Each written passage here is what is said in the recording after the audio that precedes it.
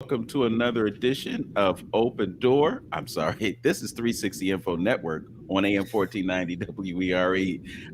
Our brother Antonio is presently in the process of logging in. We hope to hear from him shortly. But until then, we have our guest on the line with us. He is Ron Calhoun. He is the publisher and founder of the Cleveland Observer, and we're going to chop it up a little bit today. We're probably going to be across the board on different things that we're going to talk about, but he does have a newspaper, and there's a lot going on in Cleveland that we can talk about today. So we will talk about those things. We've also had a pre-interview where we talked about some really lofty things, like the World Economic Forum and the Bank for International Settlements and some other things that are related to the economy. Very important stuff that we will talk about today. Brother Antonio, I'm sure, is going to share with you some of the things that are coming up in the events that he has planned for the month of June, not just new Juneteenth, but the entire month. And among them will be a lecture that will come by Asar Imhotep that will take place at Wings Academy, and that'll be on June 10th at 4:30 p.m. So you'll definitely want to take advantage of that. He's also going to be bringing to us Dr. T. Owens Moore, who is one of our foremost scholars on the issue of melanin and neuroscience as it relates to the brain. Again, welcome to 360 Info Network. I'm Vince Robinson, and our guest is Brother Ron Calhoun. As I said before, he is the founder and the publisher of the Cleveland Observer. He shared with me that he had an editors and reporters meeting this morning, so I know that there are some topics that are hot on the discussion plate today, and hopefully we'll get to some of those. Brother Ron, how are you today? Vince, I'm doing great. Every day is a blessing, and I thank you for letting me come onto your platform and sharing my expertise and my opinion in some cases, but more so getting the community engaged. That's what we're about. That's what you're about. And again, thank you so much. Okay, well, it's my pleasure and our pleasure to have you on the air today. And we can talk about the Cleveland Observer because it's just so important for us to have an outlet to disseminate information. I'll put it in those terms. We have information coming at us from so many different sources. Some of it is misinformation, some of it is disinformation, some of it is intended to keep us distracted from the things that are really important. So, to have someone who has a certain level of consciousness and a certain commitment to the community is really important because information is vital to our success as a group of folk living in the Cleveland area and other parts of the world. So, again, having you do what you do is vitally important. So, right off the bat, why don't we talk about the Cleveland Observer, how folks can connect with it, and what kinds of things you are providing in terms of information for our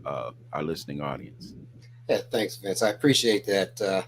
Well, the Cleveland Observer's mission is exactly what you quoted, just in a different way. Our mission is to provide information, news, resources as a hub so that Clevelanders can be empowered for positive change. Now, that sounds like a tagline, but it really is our mission.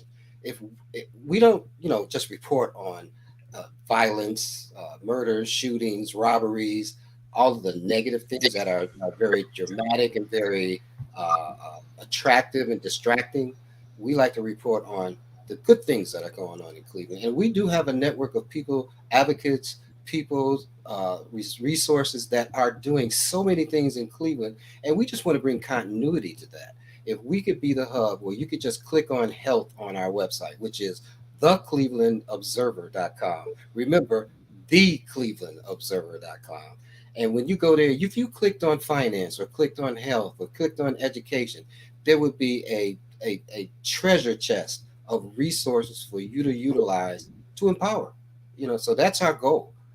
We love to take that information and that you're trying as an audience, a community, to disseminate what's true and what's not true into how it affects you.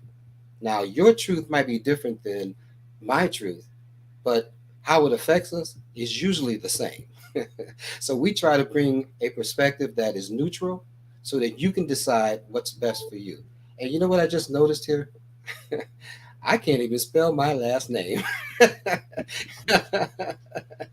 I appreciate the opportunity. I'm going to switch that up while you talk there. Well, you know that speaks to the beauty of the digital aspect of news these days. You know, when you post something on Facebook, you can go back and edit. So when you make mistakes, you can correct those mistakes in a digital world. In the analog world, once it's out there, it's out there. But Yes. with that, so and I can also create a banner for you and spell your name correctly. So perhaps we'll do that when we get to our break. Let me ask this question just to get this out on the table. What makes the Cleveland Observer different from the other publications that are attempting to do the same thing? Oh, great question.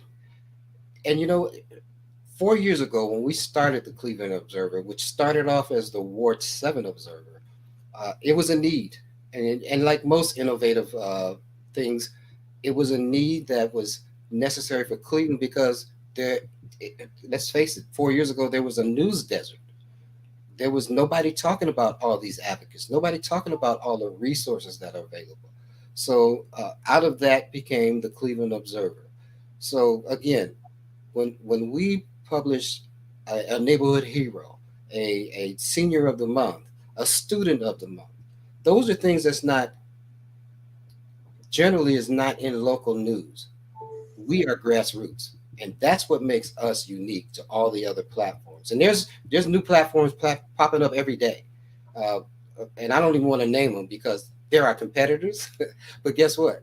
They don't have our niche, and that's where we're different. We are grassroots. We have reporters in every community across Cleveland, from the lake over to Garfield Heights, from downtown Cleveland to Cleveland Heights. We cover the inner city, and now we're even branching over to the west side. We're covering starting into the West 25th Street area, moving towards Lakewood, and we hope to capture the audience and provide our unique material to all of Clevelanders because urban Cleveland isn't all bad. It's a lot of good things happening.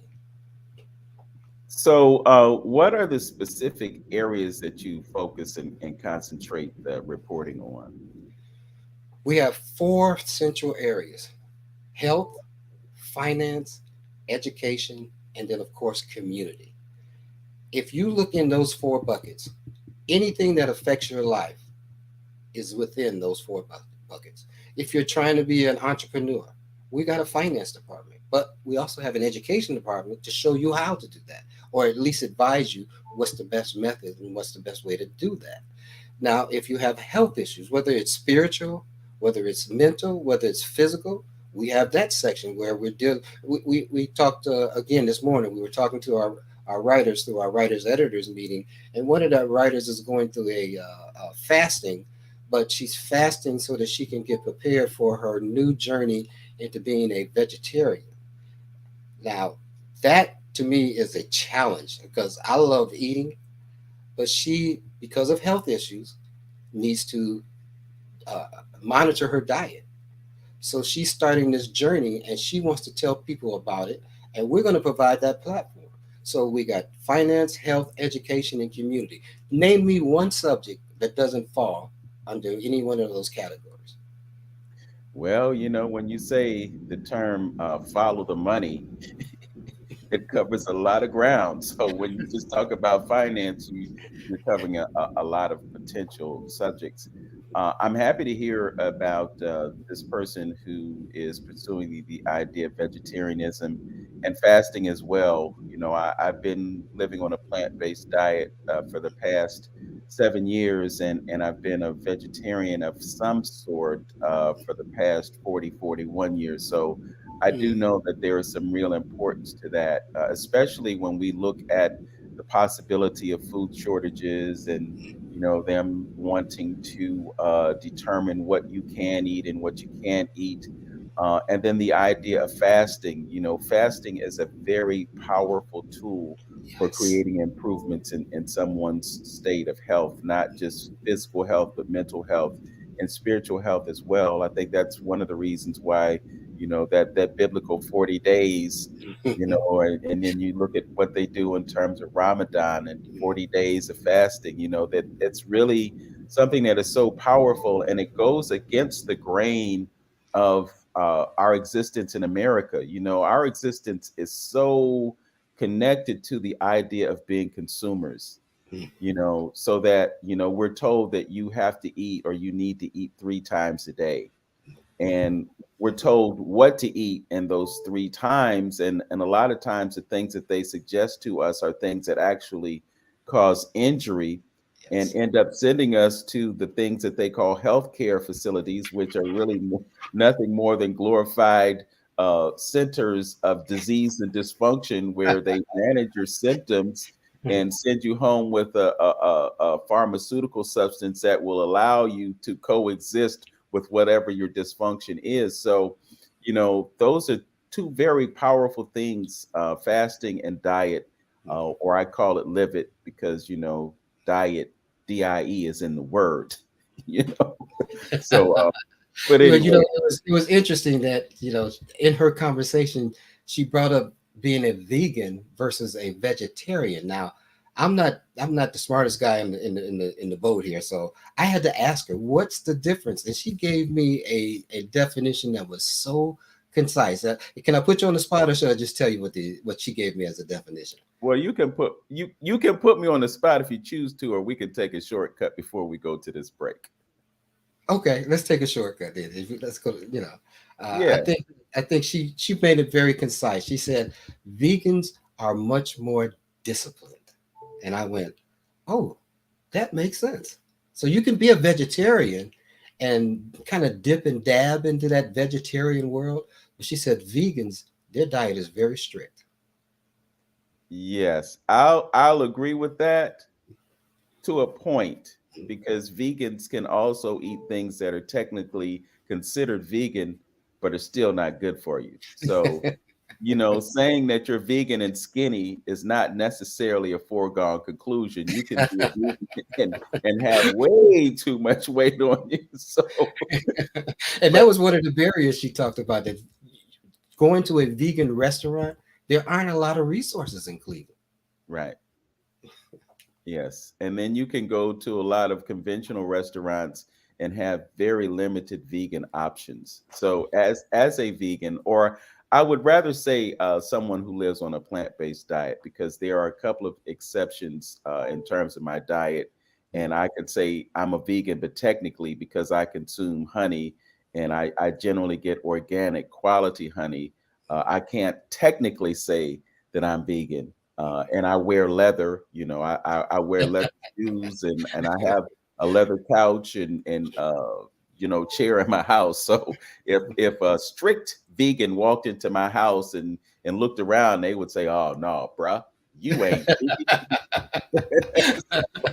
So anyway, fascinating conversation, and we're going to continue when we return. You're listening to 360 Info Network on AM 1490 WVRE. My guest is Brother Ron Calhoun, publisher and founder of the Cleveland Observer newspaper, and we're going to be back with more right after this message.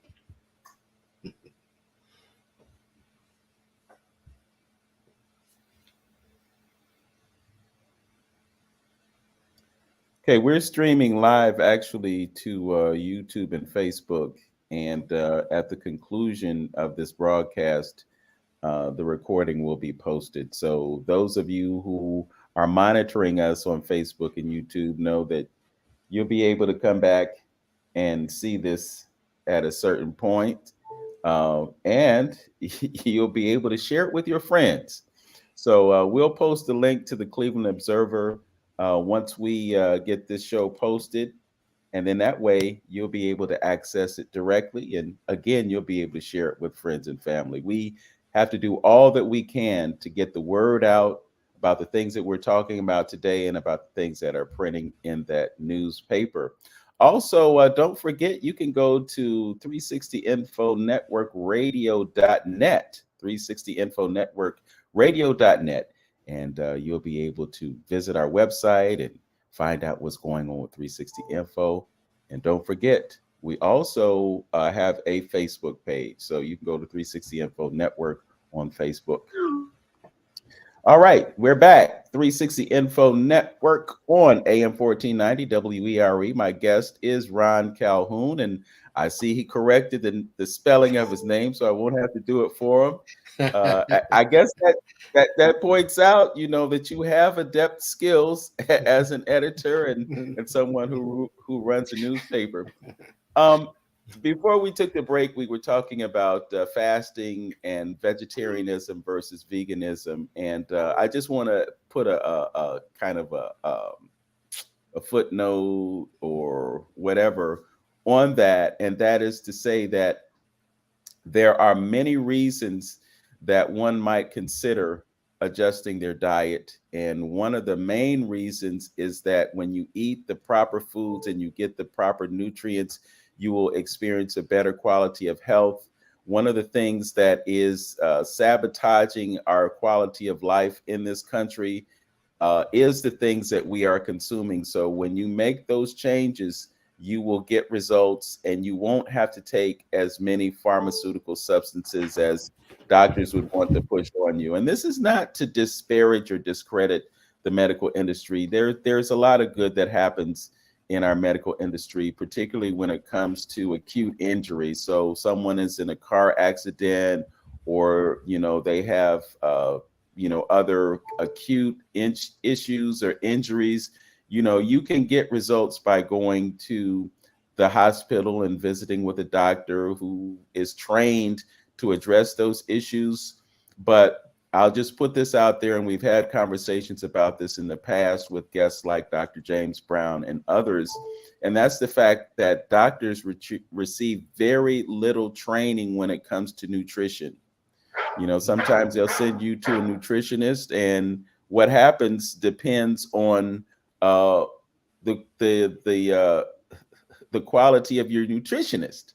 So if your nutritionist has suspect training, or they may not be well versed on plant-based diet or whatever, they may not be the best person to help you with your issues either. So just know that diet or what you eat or lifestyle is extremely important. And as you make those adjustments, you can see a vast and a great improvement in the quality of your life. Brother Ron, you mentioned that you had the reporters meeting today. What are some of the subjects that you guys are focusing on right now that we should know about, things that are happening in Cleveland that deserve a spotlight being shown upon them? Another great question, man. I love it. One of the focuses that we're going to start, well, one of the roads that we're going to go down is this digital inclusivity path that the mayor is taking, where they're going to spend somewhere around $20 million from the city of Cleveland, another $20 million from the state of Ohio, totaling somewhere around $40 million on the digital divide.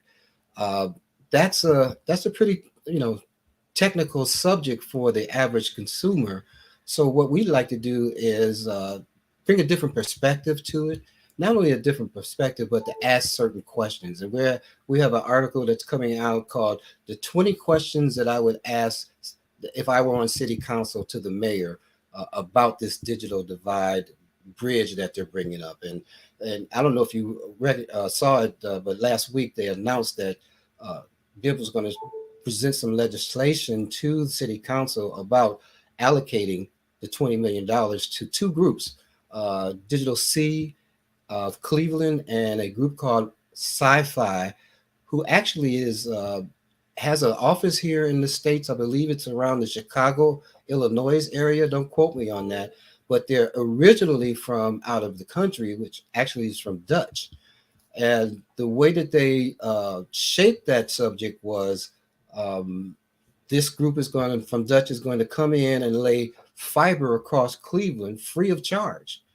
And that sounds great on the surface, but as a skeptic and a person that knows a little bit enough of, well, enough about technology to be dangerous, the first question I asked is, who's pushing this?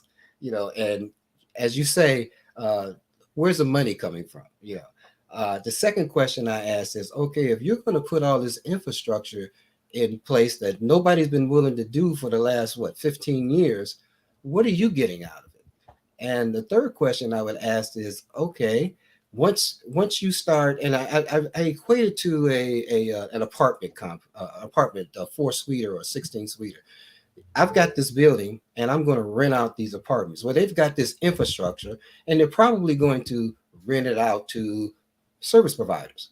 Is it one service provider? Is it an opportunity for entrepreneurship where somebody within the city can be a part of that and reap some of the benefits of that infrastructure? There's just a lot of questions that I would ask as a technical person that I don't know if city council would ask these questions to understand the nuts and bolts. Another good question to ask is, they're always talking about community benefits, and this would be a great asset for community benefits.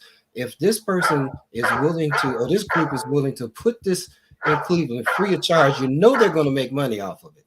So once they contract this out and it's over in 10 years, 15 years, whatever the contract is, who does it belong to? Does it belong to the community? Does it belong to the city, like CPP?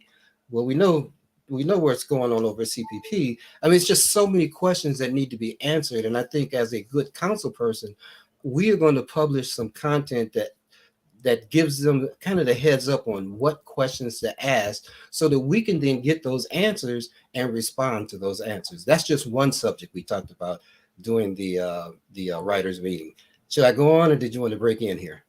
Well, I definitely want to ask a question about this laying down of a 20, well, it's not a $20 million infrastructure. It's actually payment for studying it or the feasibility.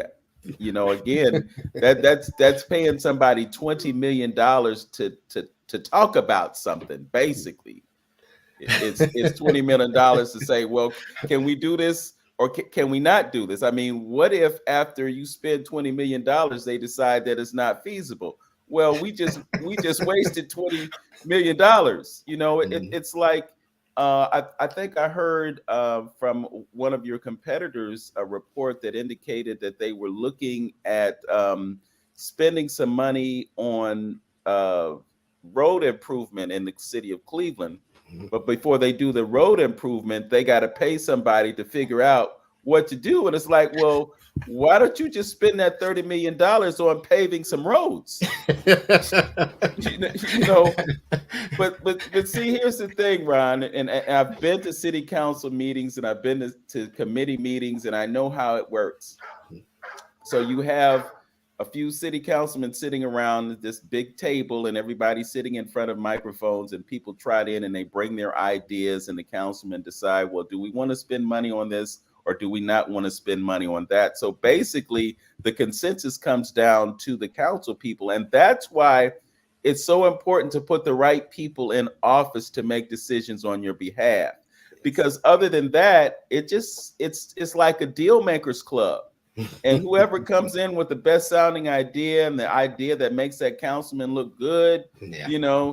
they get money. And really, we talked about follow the money, but follow the money. So when it comes to this idea about laying down all this free infrastructure and being on earth long enough to know that nothing in life is free, when somebody comes to you and they're saying, oh, well, we'll do this for free, they have an ulterior motive. So we have to know, well, what is your motive? What do we get out of this? And then, we're living in the time of the fourth industrial revolution.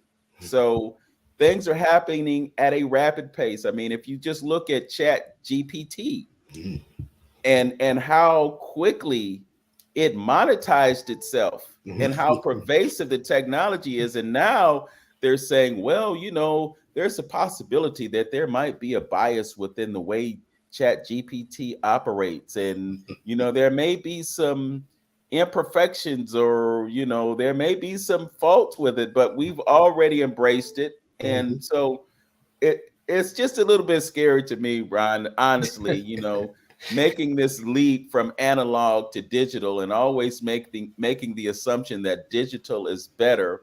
But let's just go deep if we can, because we have time. Well, here's you're asking some great questions, and when they present the legislation, it's kind of high level, and I get that because they can't get into the nuts and bolts. But then when you watch the committee meetings, they don't really know what questions to ask because they're not experts. They're legislators. So I like the fact that you brought up the consulting.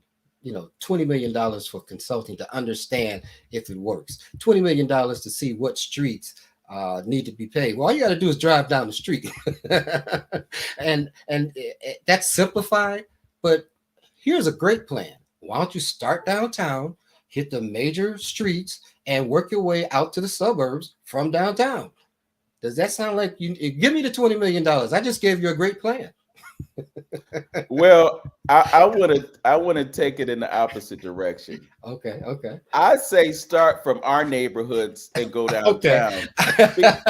Because I mean, come on, man. They spend all kinds of money to improve downtown and make Mhm, downtown a showpiece for everybody who mhm, comes from other places. mhm. But then you leave downtown and you drive through our neighborhoods, and it's really painfully obvious where they're spending the money. I, Oh yeah. I'll I'll put this out there. I live in Glenville. Mhm, Okay, I, mhm, I live less than 10 minutes from downtown. And my normal route is to drive down 105 and drive through those beautiful streets of Bracknell. And I drive around that ramp mhm. and I get to North Marginal. And then it's like riding over train tracks that are laid, perpendicular to your path. You know, and I'm like, I'm like, Mayor Bibb, do you ride down the street? And have we been riding down the street that has been attempted to be repaired, but you just need to go ahead and repave it? You Yeah, know, you. I know where you're talking. You're talking about the street right by the inner city yacht club, and I yep. don't know if that's a state or a city, but I get what you're saying, and I like the fact that you said let's start at Collinwood and right at East Cleveland borderline and the Shaker borderline and work our way towards downtown. Now, and here's something that's kind of painfully obvious: the streets that are running east west are not as bad as the streets that are going north south. Have you noticed that? I'm gonna pay attention now that you mentioned it. It is very interesting. The traffic coming from the suburbs and coming from downtown, the streets are pretty decent. I mean, they got curves, they got nice sidewalks. You see the holes in the streets. But if you go east west, first of all, east west. I'm sorry. First of all, north south. I made a mistake. North south. It takes you a half hour to go from Superior to Woodland, but it takes you 5 minutes to go from University Circle to downtown Cleveland. What's that telling Okay, I think I'm following your logic because people have to make commutes from places east and west to get downtown. you? Hmm. But going north and south is just basically us going from north to south since we're the predominance of the folks who are on the east Hmm. side. So the importance of folks going east to west and west to east is that dominates their priorities. Well, okay, Vince, I get that, but okay, I was in the military. I was in California. Now this was in the '70s. California had the smart stoplights in the '70s, where you pull up to the light and it recognizes your car, and if no traffic is coming or it takes a certain amount of time and no traffic, it flips the light, and you get to go. Have you sat on 71st Street in Chester for like 4 minutes to get across, and then you get to Euclid? 4 minutes to get across, and then you get to Carnegie. 4 minutes to get across, and then you get to Cedar. It's like, wait a minute, this is 2023, and our traffic signals aren't programmable, but yet you want to build up Ninth Street. You want all this development to go around. You want to take over not Hopkins, Berkeley Lakefront to make it an attraction. But we Yeah. got all these more higher priority issues with the city that, frankly, just aren't being addressed. So you mentioned it. I'll just go there. What about this whole idea uh, to redo Burke Lakefront Airport, to eliminate it, to develop the lakefront? How do they benefit the citizens of Cleveland, particularly those of us who live on the east side? Frankly, and I'm just being totally frankly, and this is Ron Calhoun's opinion. Opinion. Let's get that straight before your readers go say, "Well, Ron Calhoun." I think it does us no benefit, and I'll tell you why. Right now, the development around the pier, there's already two corridors to get to the pier. They're trying to add a third to get to that lakefront. And down the road, I get that. And I watched a committee meeting this week where the development director presented this woman to simplify the process for land that is taken over by the county or by the city going to the land bank. It'll make it easier for CDCs to get that land, especially if it's not been bought by any developer or any person in the city. It goes automatically to the state. They want it to be flipped back right into a pool so that the CDCs can have accessible. That to me is a slap in the face to legacy people that live, legacy homeowners and legacy developers here in Cleveland that are trying to do something better. Because first of all, I don't believe in gentrification. I'm sorry. When you talk about redlining and how the banks did the people in the city in terms of trying to get upgrade their houses, pay their taxes, get a second mortgage, refinancing, and now these people just walked away from their houses. Folks came in, they're buying this property. That's called gentrification. I don't think that's called gentrification. That's systematic. And I hate to say this term because it's turned into a cliche now. That's systematic racism. Now you're going to slap us in the face and say, well, give us accessibility to this land that you guys haven't taken care of. Come on, this is a bigger picture than just developing Ninth Street or developing Cleveland so that's attractive to a different demographic that pays more money. All the development that's going up and down Chester and Carnegie and around Cleveland Clinic, it's for a demographic that can afford $2,000 to $3,000 a month apartments. That ain't us. Clearly, it's not, and it is a problem. I think we have to point the finger of blame not just at others, but we have to look at our role in this. You Yes. know, Yes. I mean, again, it's a common scenario, but and I think we talked about this the other day. Grandma, grandpa put in a lot of work to get that house. Mhm. They were here in Cleveland at a time when factory jobs were plentiful and they could generate the income that would allow them to purchase that house. And then grandma, and grandpa get long in the tooth and they transition and the house is left. And you've got children who assume responsibility for this house and this property, and they don't want to be bothered with it. So the Mhm. first thing that they want to do is sell it. Now, the thing that is most treasured as a citizen of any society, any country, is the ownership of land and the Oh yes. ownership of Yes. property.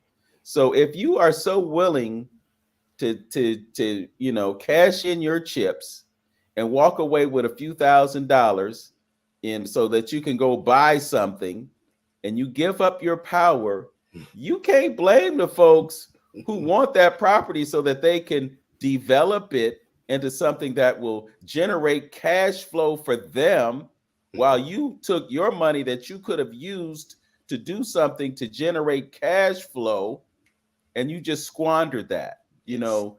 Yeah. So yeah, I'll It's a say shared. It's a yeah, shared. Yeah, I get yeah, it. It's y- it's our fault just like it's other folks' fault.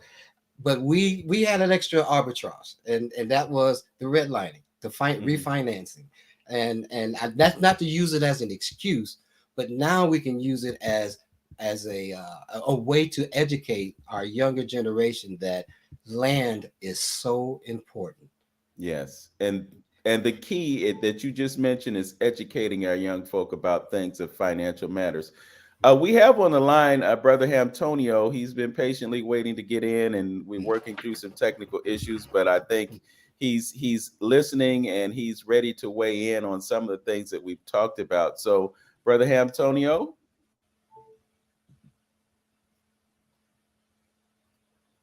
okay, I'm not sure that I'm hearing him.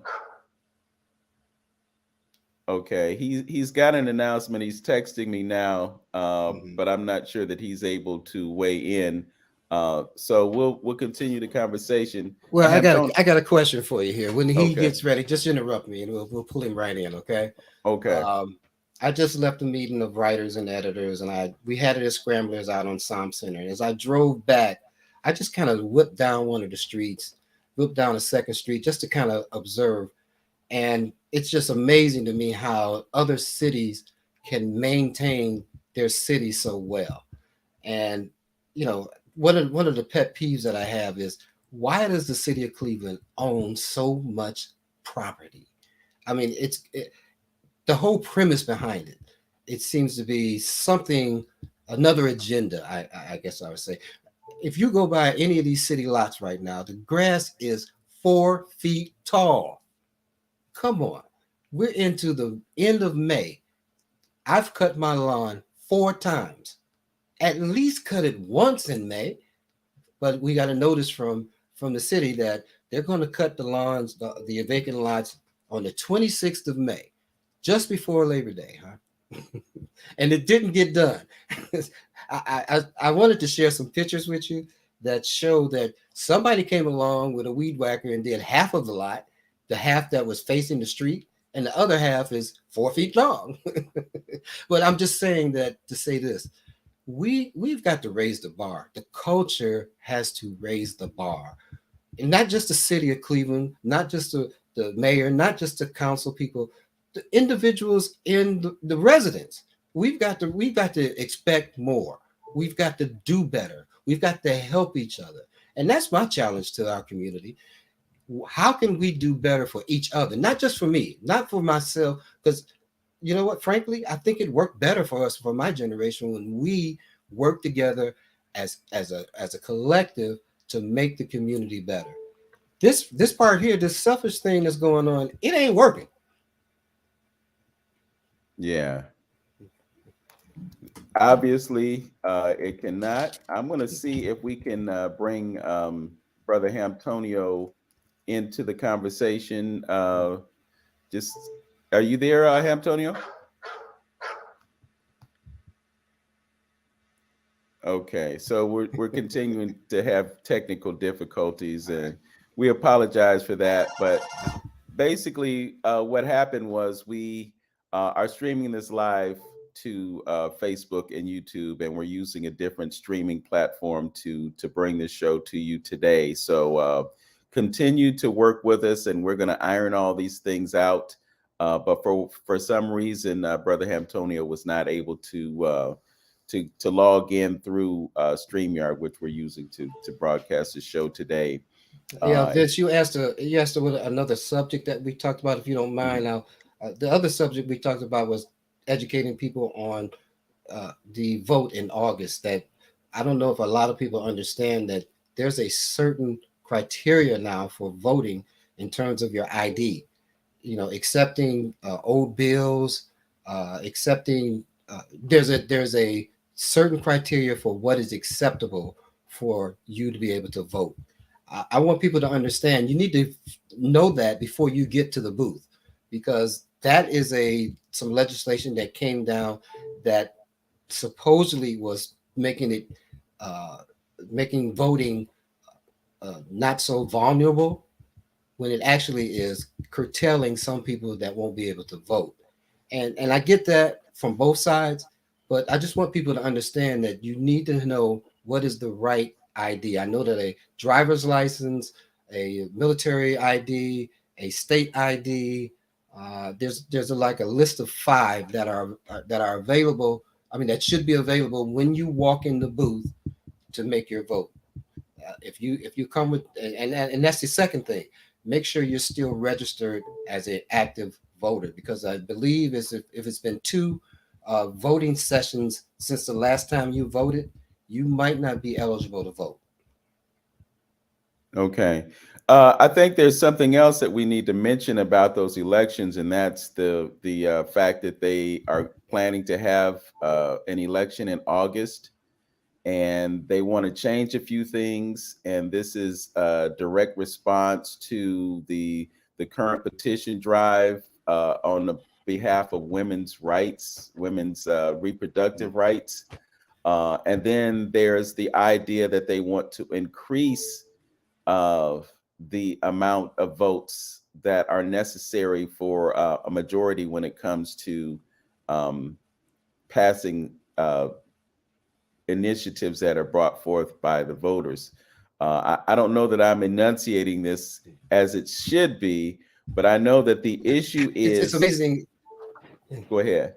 It's Mhm. voter suppression, literally, and it is enabling the Republicans to maintain their control over legislative activities in the state. So if you could shed some light on that.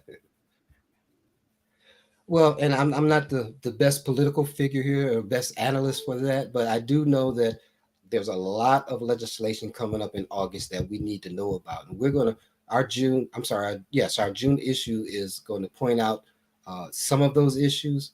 And I'm not sure if what is that legislation that's coming up where the state is trying to take over the education system.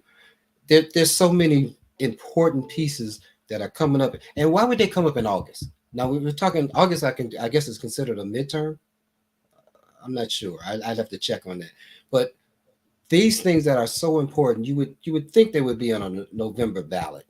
Oh, by the way, somebody just gave me a cue here.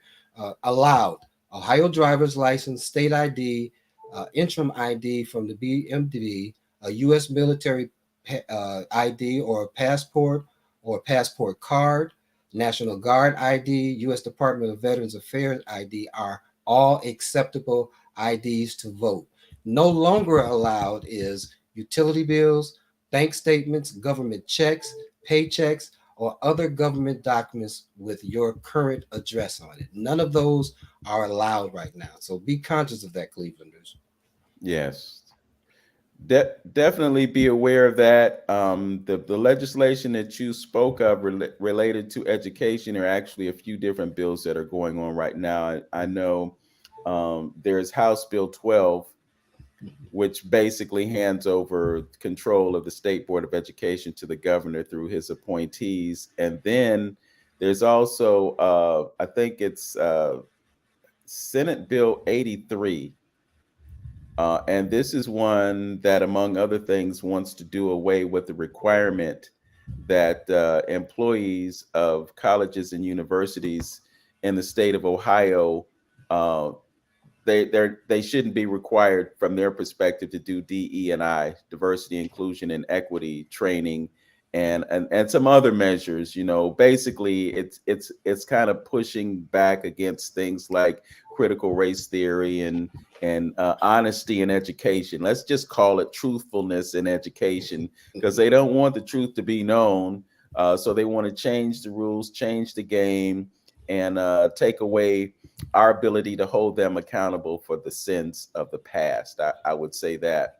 We're going to step away for a few moments and see if we can't bring Brother Hamtonio into the conversation. He has some information that he wants to bring us about vendors being needed for the events that are going to take place in June. And then there's also information about specific information about those events that he wants to share with us. So hopefully we can bring him in. So we're going to step away for just a minute, and then we'll be right back with more 360 Info Network and our conversation with Ron Calhoun, publisher and founder of the Cleveland Observer. We'll be right back. I don't know if you want to go down the path of talking about reparations, but there's a bunch of states out here and cities that are talking about it. California's big on it right now.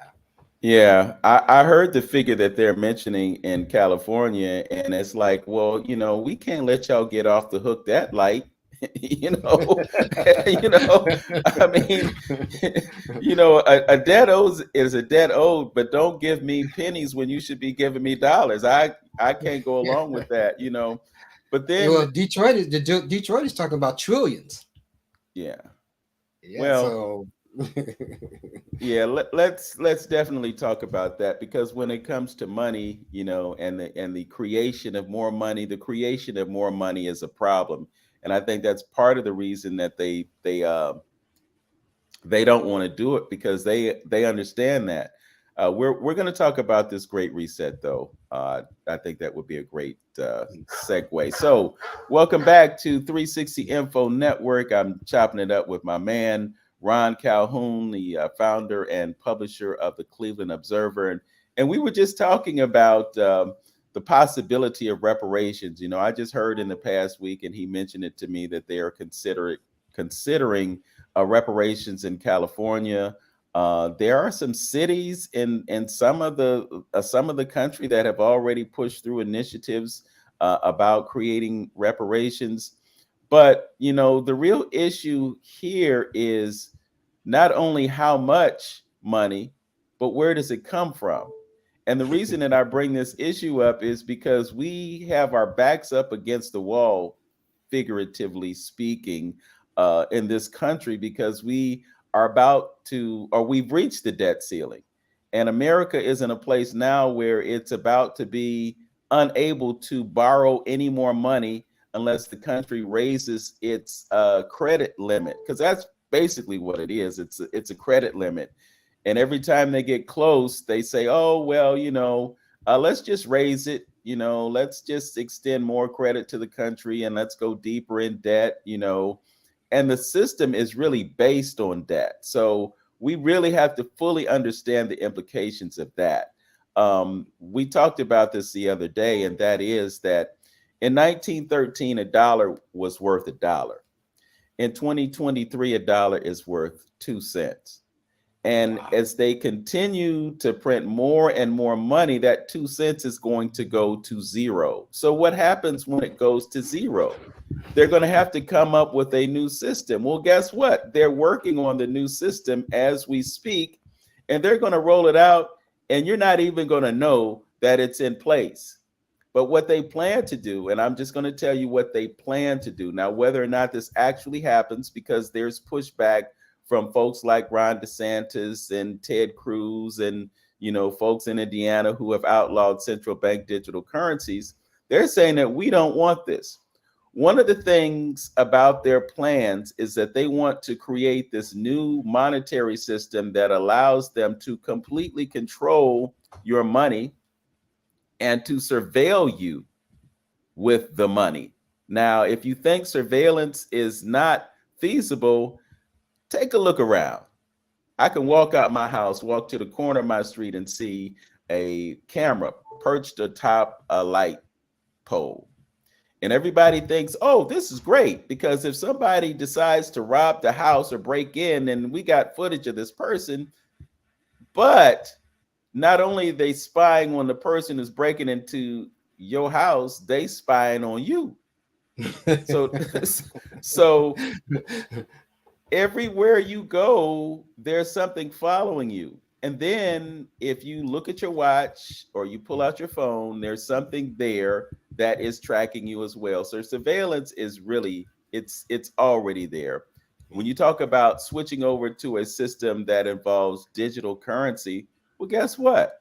It's If already only 4% of the money supply is physical currency and the rest of it is digital currency, it's already there. So them flipping the switch and taking us over to a new monetary system where your money is programmable, it's trackable, and it can be shut down at any time is right. We're already there. You can look back at what happened with the bankers. I mean, yeah, with the bankers and the truckers in Canada last year. Mhm. You know, the truckers were protesting mandates. I'm not going to say what the mandate was, but we all know because you know we're living in the age of censorship. So if I say a certain word, they want to take the show down. But you know they shut their bank accounts down.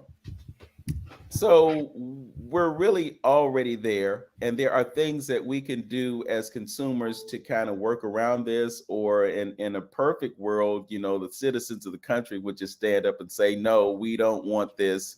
We want to be able to put money in somebody's hands and accept that as a medium of exchange." That's what's going to have to happen. But at the same time, you have states like Texas that want to create a gold backed currency for that state.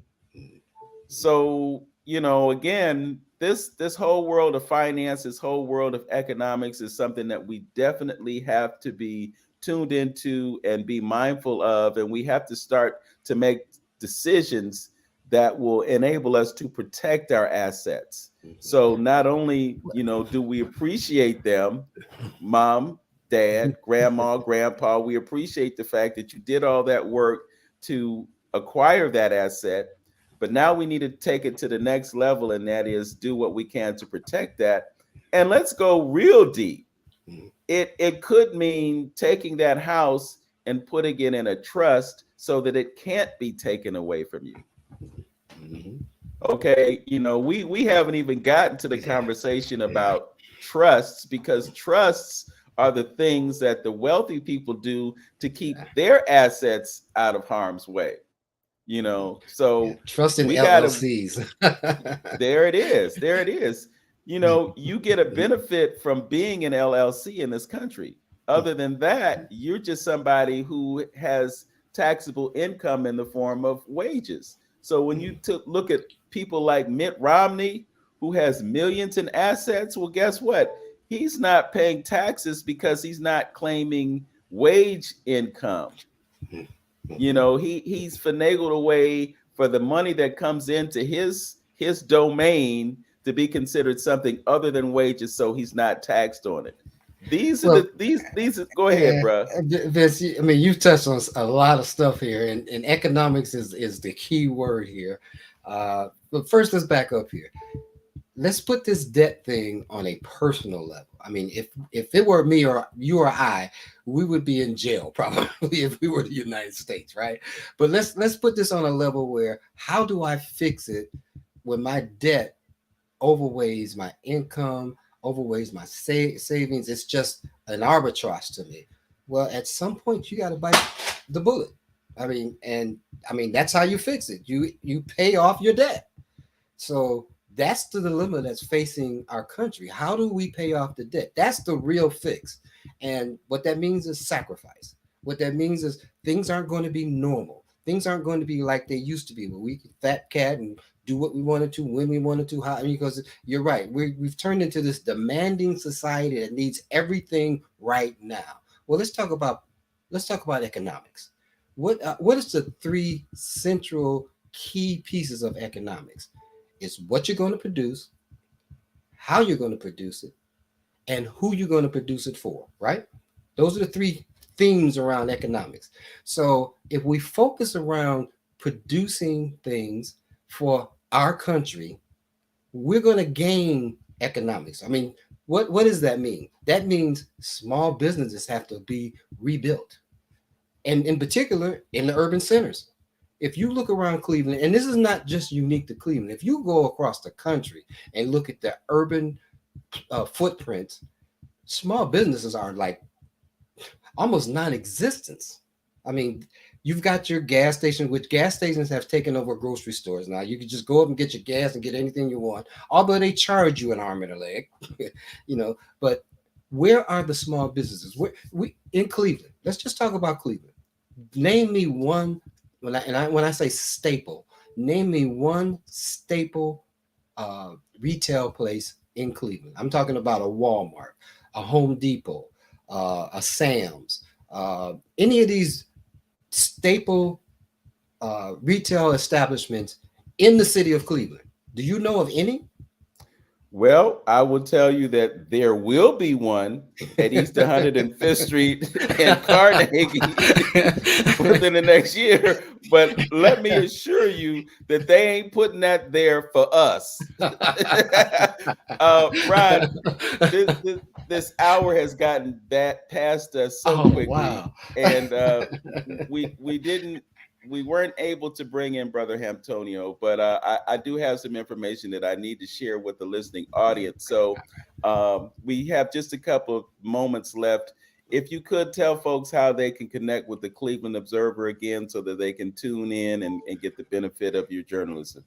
Well, digitally, we offer our resources, our content on theclevelandobserver.com. We're on all the social media platforms as the same, theclevelandobserver.com. We didn't want to mix the brand. And of course, you can get the print publication from any Dave's on the east side, and even the one on West 25th. All of the libraries on the east side, and certain restaurants and notable places of like 55th Street Diner, Land. Oh, I just went by my name just went by me. The Land. Oh, I can't remember the restaurant down on St. Clair. But anyway, Shay's, um, the Asian Plaza, you can pick it up. In fact, if you go on the website and click on where to pick up the Cleveland Observer, it'll show you exactly where to put it. But please join us on the clevelandobserver.com. If you have any suggestions or any we have a spot on the website called Spotted Posted. If you got something going on in your community, go to the Spotted Posted link and let us know what's going on, and we'll send a reporter out. And Okay, Vince, there it is. thank you There it so much, is. man. Thank you. Okay, real quickly, the marketplace that was planned for June 10th and 11th is going to be at T Square School on South Miles. That's 18450 South Miles, and you can get with Lynn Hampton at 323-6155. That's 216-323-6155, and get the latest information on that. I thanks to Ron Calhoun for joining us. Thanks to Tone for bringing us all together. And thank you for listening. Again, 360 Info Network, AM 1490 WERE. As always, know yourself, love yourself, be yourself.